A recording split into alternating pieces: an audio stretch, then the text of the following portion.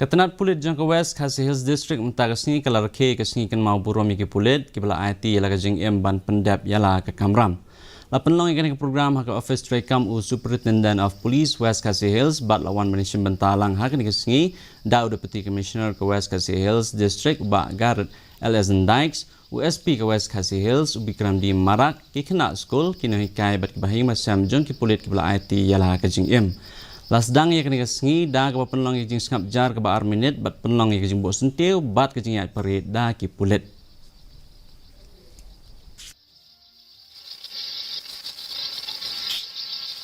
It is in the year 1959 on 28th of October the 10 security forces belonging to CRPF were killed in an attack by the Chinese KLA troops when they were guarding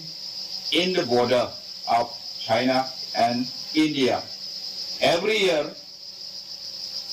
to honor this supreme sacrifice, our police personnel visit this Ladakh hot spring and used to pay homage. Ki surak aslang